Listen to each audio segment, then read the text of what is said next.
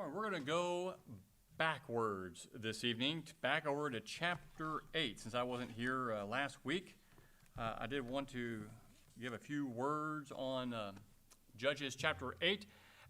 See how well you all remember chapter 8. But before that, looking at Gideon, what kind of leader was Gideon at the very beginning when he's first introduced to us in the story in that first two chapters? What kind of leader was Gideon? Timid, reluctant leader, definitely.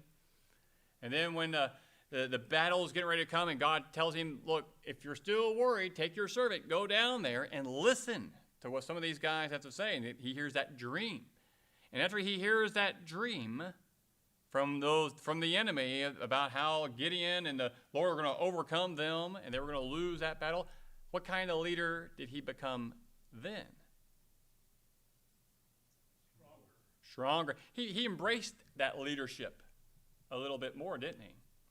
And I see this theme of how he reacts to leadership. In each chapter, it changes a little bit more each time. And God, and when we go back to the beginning, God, we often look at this and he seems like an unexpected person that you would pick for a leader. And we see God doing that not only with him, but with many others as well, where God seems to pick people that we wouldn't sometimes think of as being a leader. He uses imperfect people to be his leader. Gideon's story reflects times of faith, selflessness, but also times of disbelief and timidity, self-centeredness, we'll see later on. And even the leaders whom God selects can follow, at times, the wrong kind of path. The Lord's victory through Gideon over the Midianites reflects his use of faithful Gideon. But when we look at chapter 8, if you remember, what kind of leader did he show himself to be in chapter 8, if you remember? Self-violent. Bit violent, selfish, vengeful. And so we see him succumbing to temptations. And these temptations are things that people who are not in the position of leadership don't normally come into contact with. Or maybe you could even say fame. I like Bill O'Reilly. He writes a lot of history books. I like his history books. He wrote one, Killing, what is it? The Famous, no, it's not The Famous. He just put it out. What was that called? Anyone remember? Anyone know? I forgot.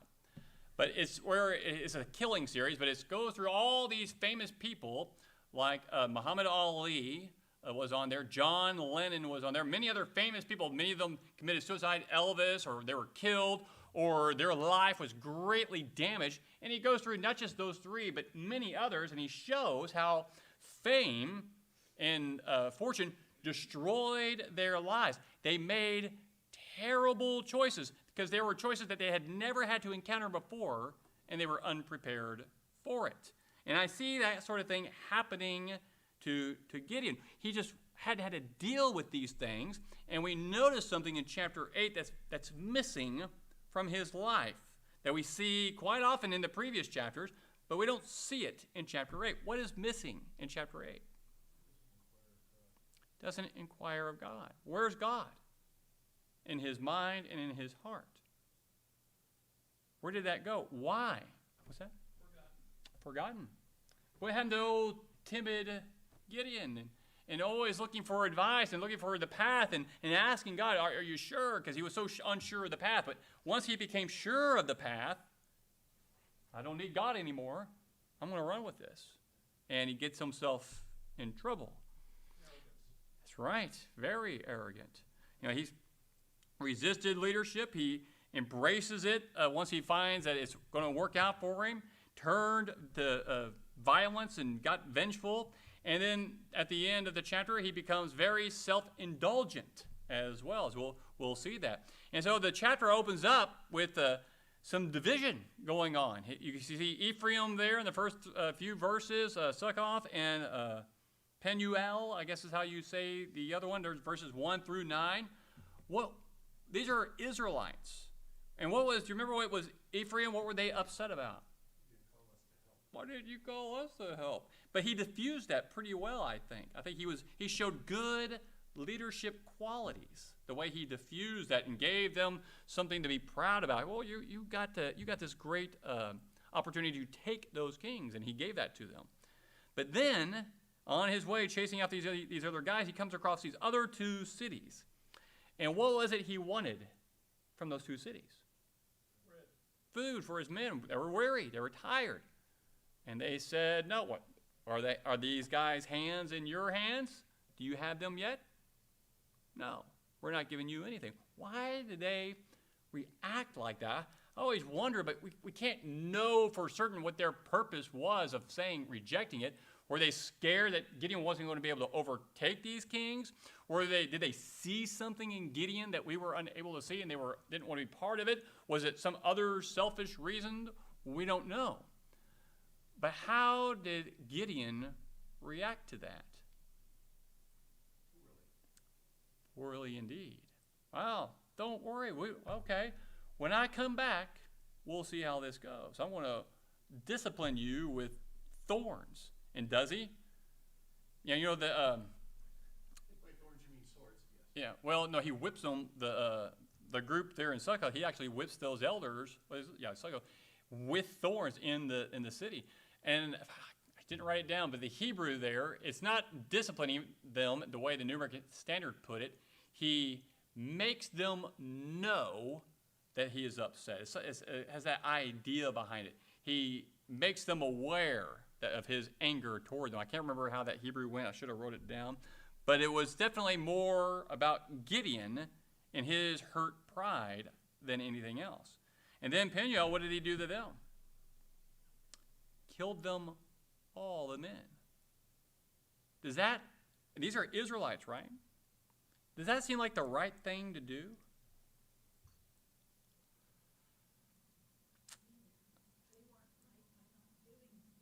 I agree. What should they have done? Inquire of the Lord. Lord, what do you want me to do with these people? Maybe God would have said, leave them alone, I'll take care of it. We don't know, but neither did he. He did his own thing. It was clearly he was upset. But let's look at these men he was looking for, Zeba and Zalmunna, however you say his name. So Gideon captures them, and he's going to put them to death, and he wants his young son to kill them first. The son doesn't do it. He's scared. But why ask his young son to kill those two kings? Have you ever stopped to wonder why he would do that? Well, again, in some cultures, you want to blood the boy at some point. But I think that's generally mostly with animal. I think that's that concept.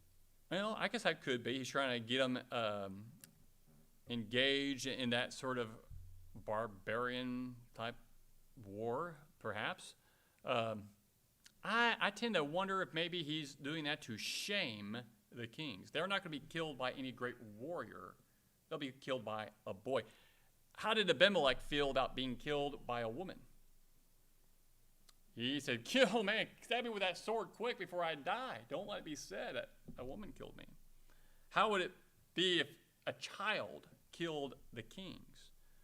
They wouldn't have liked that. And so they called on Gideon to kill them himself. They'd rather have his name being the ones that killed them than a boy, is what I think is going on there. But why would he do that?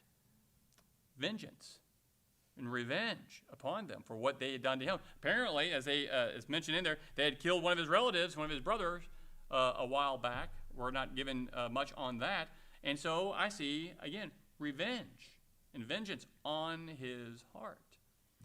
What kind of king would this guy be?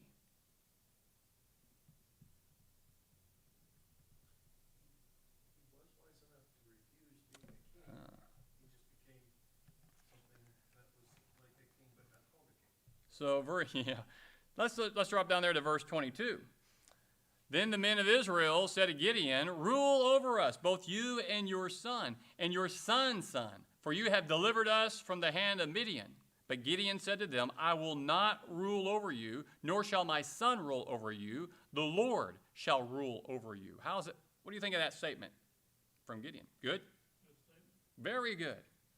What's the problem? Well, no, the Lord shall rule over you, but verse 24 starts with yet. Yet Gideon did request something of them. Each of you give me an earring from the spoil. And how much was that? What was it? 1,700 shekels of gold. Yeah. Beside the crescent ornaments that he took, the pendants and the purple robes which were on the kings of Midian, and besides the neckbands that were on their camels' necks. So what did he do with those earrings? He turned it into, what is that? What is an ephod? Priest. So he's not going to be king, but he's going to take payment. And he takes that payment, and then he creates an ephod. What is an ephod used for? Yeah, to serve God. As a priest. What does Gideon see himself as? Does he see himself as a king? No, but he sure is going to act like one and take the spoils of a king. And now he makes an ephod. Is he also thinking he's going to be a priest as well? Yeah. Oh, yeah. Yeah, but we haven't seen him speaking to him any time lately. No, he didn't. And it becomes, as we see later on, a snare to Gideon and Israel as they play the harlot with it. Have you ever looked back at your life and said, if only I could go back and do high school again, right? No, you will. One day. If only I could have had different parents. If only I was rich. If only I had this opportunity. If only I had that opportunity. If only I was married. If only if I wasn't married. If only, right? What are all the different if only? I made my own little list. For Gideon, if only Gideon had continued as a faithful man, what would have been different? If only Israel had not followed him in playing the harlot with the ephod.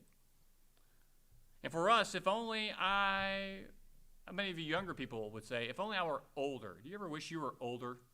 If I was older, I would do it differently. Do you ever think of that? Kids, prepackers, teenagers? Yeah, if only. Often used by my kids.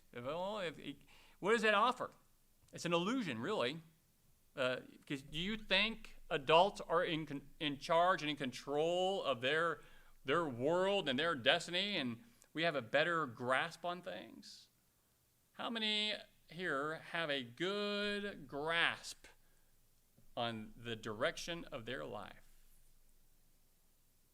Come on, anybody? It's not going to happen. How do you get through life if you don't have control? Give it to God. If only I had more education. Many people hunger for education, but the problem with learning, though, is the more you know how much what? You don't know. Knowledge by its very nature fails to satisfy. Or if only I had a better job. Or only if this, or only if that. If only these cities and these men in these cities listened to me and followed me and did what I say. But since they do not, I will punish them. Who has that authority to do that? Did Gideon have that authority? I guess if he was king, kind of acts like a king, doesn't he? Well, I'm not going to be your king, but you will give me some earrings, all the gold you got there, those earrings, 1,700 shekels. And then he's going to go after that. And how many sons is he going to end up with? 70 sons about? From all kinds of wives. How many people are able to do that? Unless they're a king. He sure does treat himself like he's a king, doesn't he? At the close of the Gospel of John, I love the closing of the Gospel of John, where He got that encounter between Jesus and Peter. And it reflects this truth. Prior to the incident, Jesus he confronted Peter, demonstrated that his sin of denial of that night had been forgiven, but he warned Peter of the suffering, the martyrdom, of how he might die, or how he would die. And at the end, he said, "Follow me."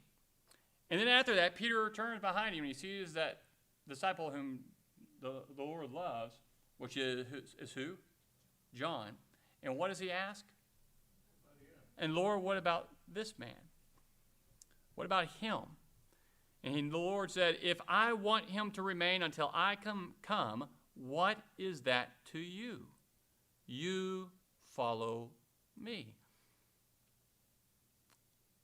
That sounds like one more way to say the great issue in life is not circumstances. If only I was younger, if only I was older, if only I was married, or if only I had a better education. It's loyalty to God in whatever circumstance we may face, right? What was important was their obedience to the command, follow me. Where did Gideon lose sight of that? When did he start to lose sight of that? That's right. When he began to realize, I'm going to win. I am going to win. And then when he started to win, and that fame began to rise, what happened? He couldn't handle it. Or he didn't know how to handle it. But it happened when they had the battle, the Midianites run, they chase them, and all of a sudden he's across the river and he won't get food out of these two things. So it happened while he was chasing them across the river. It didn't, it's like days. Yeah. Well, I'm just saying that I believe the incident that caused him to really change focus was what happened for him, the success. And he let it get to his head. And he did start seeing himself as a king, or at least more than just the one in charge, because he gave himself the authority to punish those Israelite cities. He didn't have that authority. Yeah, and we'll look at Abimelech next week in chapter 9. But I see these stages of leadership in him. He resisted it. He embraced it, turned vengeful, and then he became self-indulgent in the sense that he took all that money, all that gold with him.